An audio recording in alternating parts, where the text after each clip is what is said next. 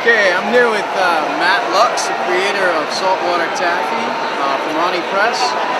He's also created a few other titles. We're here at New York Comic Con. How's it going, Matt? Very good.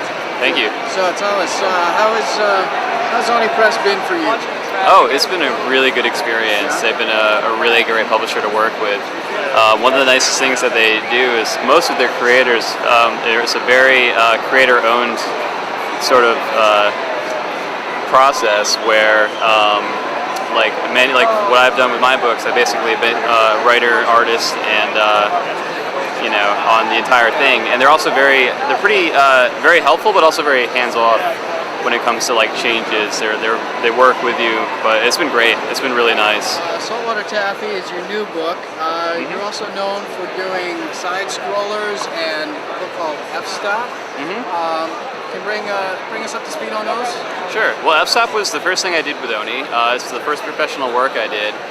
It was with writer Anthony Johnston, and he's very well known for doing Wastelands. It's a series right now, but it was a really fun romantic comedy, and it was really cool working with him on that, and it was a really good foot in the door for me.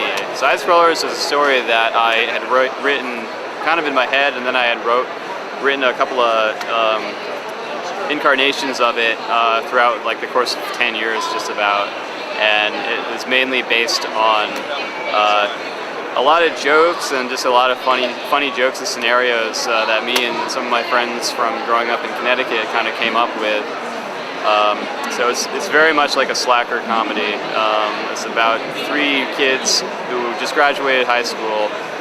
Basically, they're trying to save this cute girl that they work with from dating this jock asshole that is totally trying to take advantage of her. So they do it the only way they know how is they graffiti his car really bad, and then they basically get caught doing it, and they're being chased around town by this guy and the whole football team. And a lot of zany stuff happens in it too. So it's a lot of fun. It's very sarcastic, and definitely kind of in the vein of Kevin Smith or a John Hughes kind of movie. So your art style has a very kind of easily, I would say accessible, sort of very cartoony style to it. Were you influenced by anybody in particular? Yeah, I'd say, well, it's kind of funny. My style really kind of evolved because when I was in school, I went to School of Visual Arts here in Manhattan, and I studied illustration and took some cartooning classes, and I really kind of focused on realism at the time.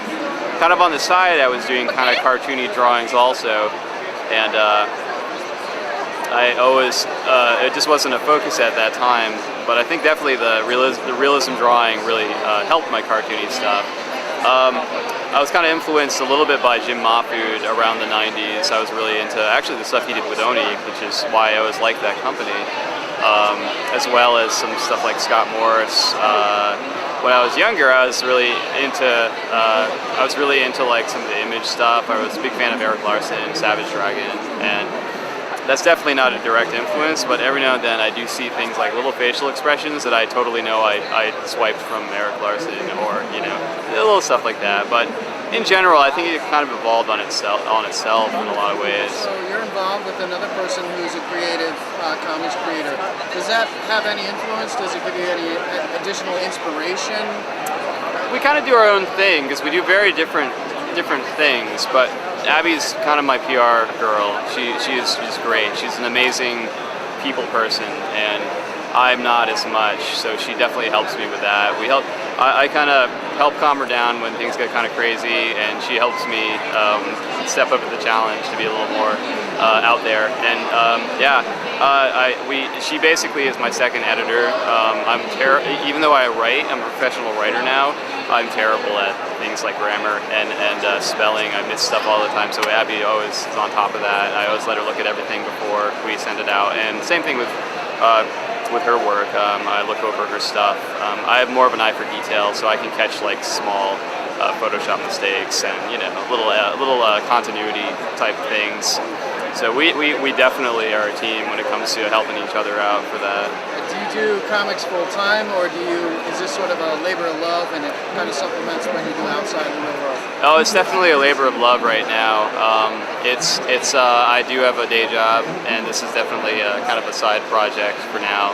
And eventually it's gonna kind of switch, it's a slow process, but it's a very rewarding process to create a comic and to see it printed. It's very nice. Do you have any upcoming projects you want to plug, or websites, things like that?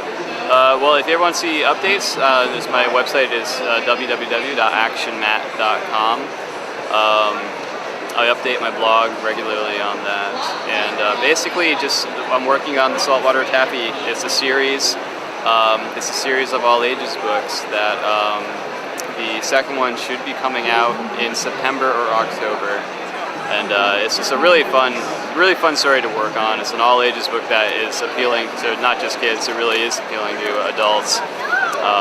And it's a kind of an adventure on the seaside with two kids and all the different crazy folklore and sea monsters and ghosts that they kind of run into. So, all right, thanks, Matt. Thanks cool. a lot.